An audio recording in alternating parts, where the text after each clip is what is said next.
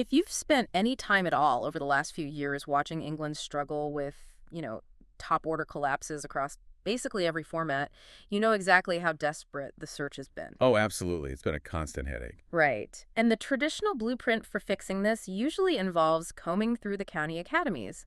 You look for that textbook batter who's been grinding away in the cold and the damp since they were 8 years old. Yeah, the classic English development pathway. Exactly, to hopefully shape the nation's future.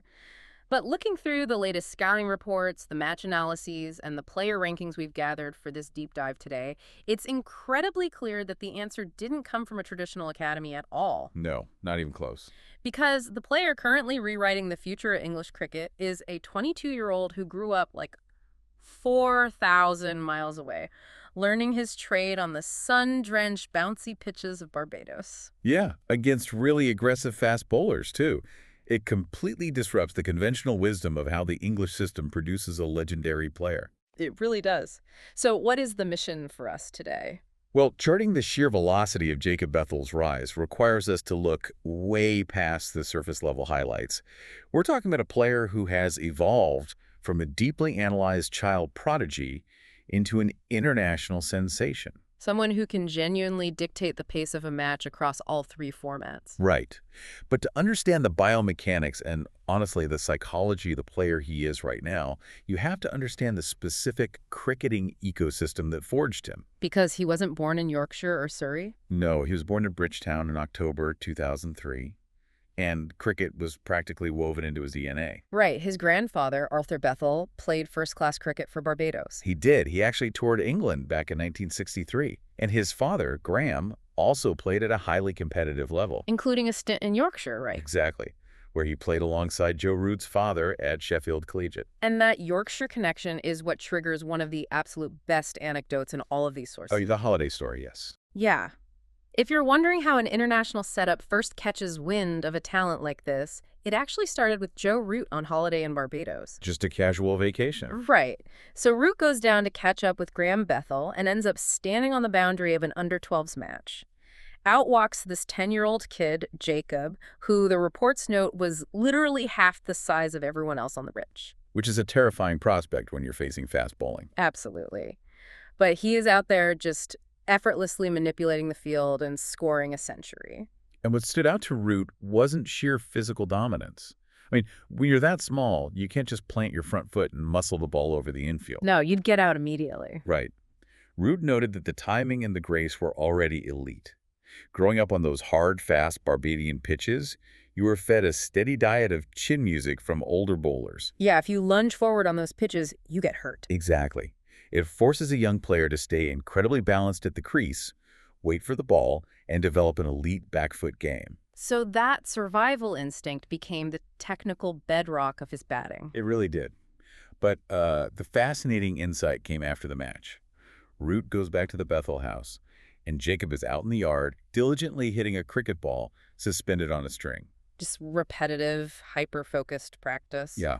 And when he finally finishes, Root goes inside, fully expecting to find a 10-year-old, I don't know, playing video games or burning off energy. Well, instead, he finds this kid sitting quietly, completely engrossed in an episode of Grand Designs. Yes, the architecture show. When I read that, it instantly clicked. It's like finding a 10-year-old Mozart who also casually unwinds by watching architectural documentaries. That's a very specific vibe. It is. You instantly know you're dealing with an old soul. Yeah. Root actually used that exact phrase right then and there. And it makes sense. It takes a certain kind of analytical mindset to enjoy documentaries on structural engineering at age 10. And you can see that exact same structural patience in how he constructs an innings today. Precisely. He understands how to build a foundation before expanding. But, while Barbados provided the technical crucible for his back foot play, refining that raw talent required a massive move. A huge geographical leap to conquer English conditions. Right. The swing, the seam, the slower outfields. At just 12 years old, he moves to the UK on a sports scholarship to rugby school. And the references he carried with his application are almost unbelievable. They're legendary. He arrived in England backed by written recommendations from Sir Garfield Sobers and Brian Lara. Just pause and think about that for a second. It's a lot of pressure for a 12-year-old. If you are a middle schooler showing up to a new country, the psychological weight of carrying letters from two of the greatest cricketers to ever walk the earth, has to be staggering. I feel like it could absolutely crush a young player. It definitely could have. But this is where that old soul mentality protected him. At rugby school, he was mentored by Michael Powell, the former Warwickshire captain. And Powell was impressed early on, right? Very. Powell went on record saying that the very first time he saw Bethell swing a bat, he knew, without a shadow of a doubt, that the boy would play international cricket. Wow, that's a huge statement. And Bethell validated that belief almost immediately on the youth stage.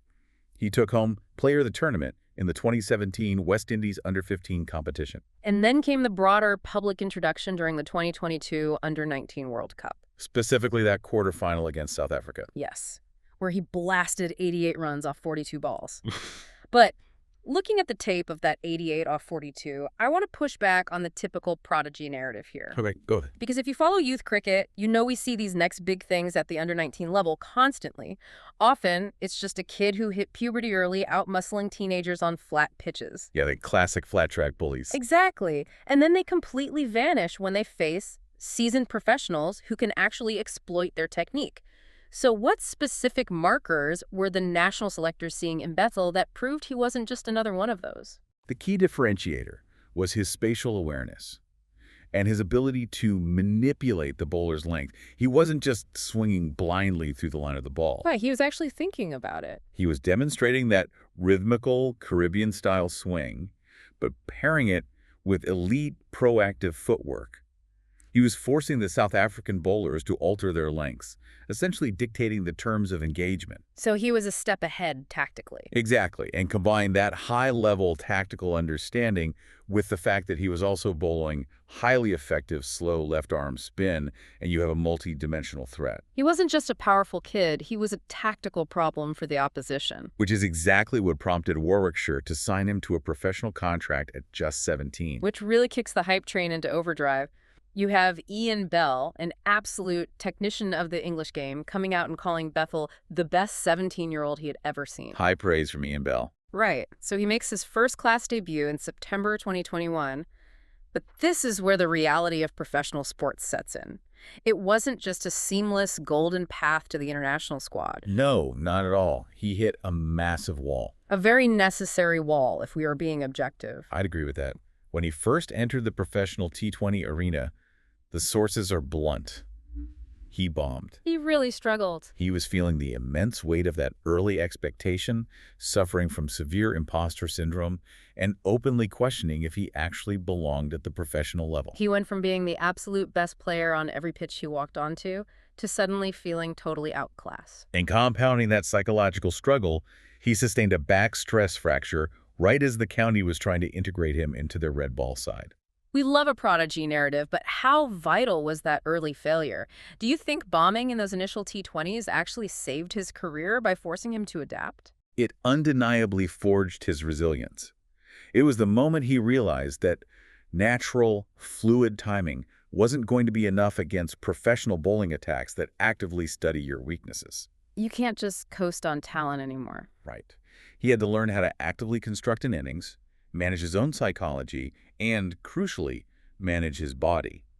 The time away with the back injury allowed him to reset. And he bounced back brilliantly. Oh, absolutely.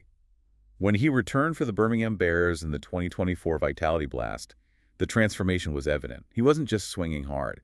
He was targeting specific areas of the ground. He hit 23 sixes in that tournament, including a viral 15-ball 50. It really showcased a newly developed calculated aggression. Let's actually dig into the mechanics of that calculated aggression, because the way he plays spin bowling in particular is fascinating to me. It's incredible to watch. When you look at his ability to just skip down the pitch and attack world-class spinners without a second of hesitation, it goes right back to that childhood drill we mentioned earlier, right? The ball suspended on a string. Yes, exactly. When you are hitting a ball on a rope swing, the ball has no inherent pace. You cannot use the bowler's velocity to ping the ball to the boundary. You have to do all the work yourself. Right. You are forced to generate 100% of the power yourself. Doing that for thousands of hours builds explosive hand speed, intense core rotation, and elite hand-eye coordination. So when he faces a spinner who is tossing the ball up, taking the pace off, Bethell has the ingrained muscle memory to generate immense power from a near-standing start. Exactly. And it isn't just the batting that makes him indispensable. His bowling might not grab the flashy headlines, but having a top-order batter who can give you vital overs of slow, left-arm orthodox spin completely alters the balance of a team. It gives the captain so much flexibility. It does. And honestly, we cannot overlook his fielding and athleticism. The Warwickshire coaches routinely call him the best fielder in the country. Which tracks with what Michael Powell noted back at rugby school. He famously said Bethell literally never dropped a single one. And the stats back it up. He already has 15 catches in his first 31 T20 internationals. That's a serious conversion rate. Well, that kind of fielding isn't just about having good hands. It is about spatial dominance. He reads the trajectory of the ball off the bat fractions of a second faster than most players, allowing him to cut off angles and save runs inside the ring. So when you combine the explosive batting, the utility spin, and the elite fielding, he is fundamentally altering the geometry of the field. He's a nightmare for the opposition. He's not just a specialist waiting in the wings. He's the ultimate cricketing Swiss Army knife. I love that analogy. I mean, he can dismantle you with the bat, tie you down with spin, and pull off a blinder in the field at backward point. And having that complete multifunctional toolkit is exactly what empowered the selectors to fast-track him to the international stage so aggressively over the last 18 months. They knew they were picking a problem swimmer. And he proved it immediately on his T20 international debut against Australia in September 2024. In only his second match, he finds himself facing Adam Zampa. Who is arguably one of the premier white ball spinners of this generation. Exactly. A typical rookie would look to nudge him around for singles and just survive the over. Not Bethell, though. No. Bethell skips down the pitch and takes Zampa for 20 runs in a single over. He finished that innings with 44 off 24 balls. It was a massive statement of intent. But, the true test of a modern player isn't just blasting a quick 40 in a T20. Right, it's the longer formats. Exactly.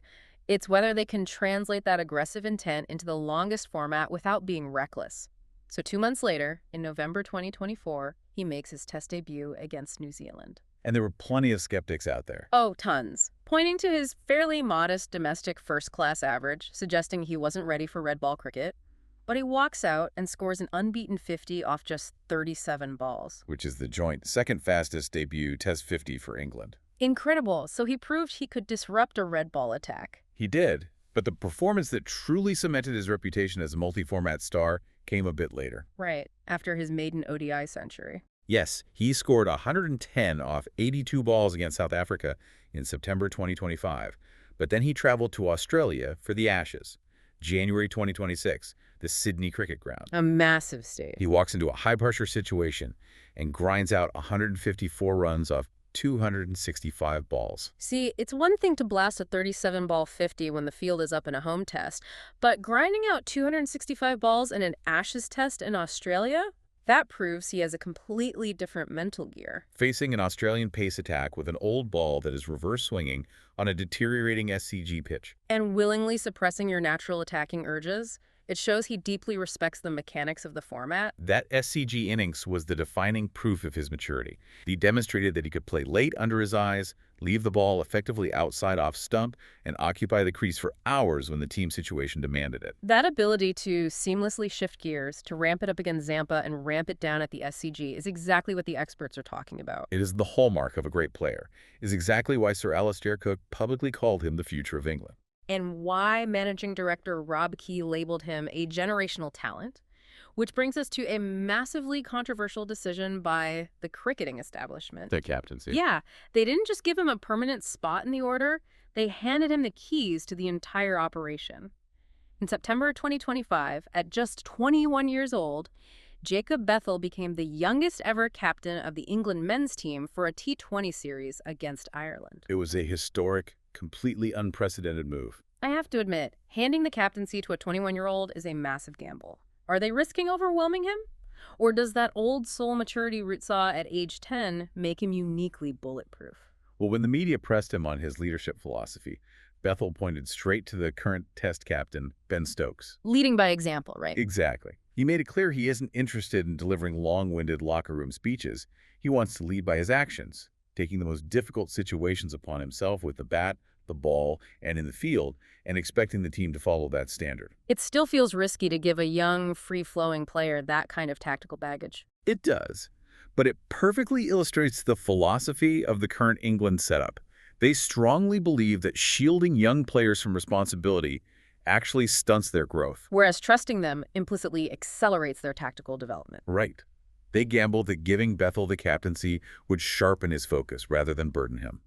And if you analyze how he handled the absolute pressure cooker of the T20 World Cup just a few months later in 2026. It is impossible to argue with their methodology. We absolutely have to dig into that 2026 T20 World Cup semifinal against India in March. An unbelievable match. The stage is the Wankhede Stadium. India puts up a mammoth total of 253. England is staring down a chase of 254 in a knockout game. Statistically, it looks completely impossible. And then Bethell walks out to the middle. What followed was just absurd. It was a masterclass in controlled violence. He executed one of the greatest chases in recent cricket history, smashing 105 off just 48 balls. Which was the second fastest century in T20 World Cup history. And the highest individual score in any knockout match of the tournament. He was reading the bowlers' variations out of the hand, utilizing the crease to disrupt their lengths, and accessing parts of the ground that most batters wouldn't even consider. And the statistical milestone he achieved that night is literally mind-blowing. It really is. With that innings, Jacob Bethell became the very first male cricketer to score his maiden first-class century, his maiden List A century, and his maiden T20 century, all in international matches. He didn't tick those boxes at the domestic county level. He did it exclusively on the global stage. It's literally a Hollywood script. You go from sitting in the crowd eating chips as a teenager watching England play India in the 2022 World Cup semifinal. Oh yeah, he was actually in the stands for that game. Right. To nearly single-handedly chasing down 254 in a World Cup semifinal 4 years later. It highlights how rapidly he has transitioned from a student of the game to its main event. But you know, the bitter reality of that semifinal is that despite his historic century, England still lost the match by 7 runs. Bethell's post-match comments were incredibly revealing, though. He called it a tough pill to swallow, that both his historic Ashes 100 and his World Cup 100 came in losing causes. It shows a player who is entirely focused on the team's result. He fully recognizes that personal statistical brilliance means very little if it doesn't get the team over the line. Exactly. It grounds him. But looking at the trajectory from here, the big question is, how good can he become? He is increasingly viewed as the physical and tactical spine of England's future squads. He's being compared favorably to peers like Harry Brook and Will Jacks because of his ability to, as we said, ramp it up or ramp it down. And he isn't just doing it for England. He is making massive waves in the franchise world. Right. He was retained by Royal Challengers Bengaluru for the 2026 IPL. And that franchise circuit is rapidly accelerating his development. Bethell has spoken openly about how electrifying it was to open the batting alongside Virat Kohli in 2025. I can only imagine. Living inside that high-pressure goldfish bowl of the IPL, where every single delivery is analyzed by millions, it forces a young player to mature incredibly quickly. He is learning how to manage the media, the crowds, and the expectations of a billion fans. Which obviously pays massive dividends when he puts the England shirt back on, but this brings up a glaring concern. The physical toll. Yeah. With him playing all 3 formats for England, plus fulfilling a massive contract in the IPL, plus potential stints in other franchise leagues like the Big Bash, aren't we terrified of burning out our brightest star before he even turns 25? It's a huge risk. Workload management is undeniably the single greatest challenge the ECB faces with Bethell over the next 5 years. Because he already has a history of injuries. Right, that back stress fracture from his early county days. And just recently, a hamstring injury ruled him out of the 2025 Champions Trophy. The human body is simply not designed to withstand non-stop, cross-continental, multi-format cricket without adequate recovery windows. It's not. The ECB will have to make very difficult, frankly unpopular decisions about resting him during bilateral series to ensure he is physically durable for the major ICC tournaments and marquee test series. So, synthesizing everything we've pulled from these reports, the match stats and the expert analyses, what does Jacob Bethell represent for the current state of the game? Jacob Bethell represents the ultimate archetype of the modern cricketer. He is intensely athletic, tactically fearless, and completely unburdened by the conservative, survival-first mentalities that defined past eras. He's a new breed. He embodies a player forged in the aggressive crucible of the Caribbean, structurally refined in the English school system, and unapologetically unleashed on the global stage.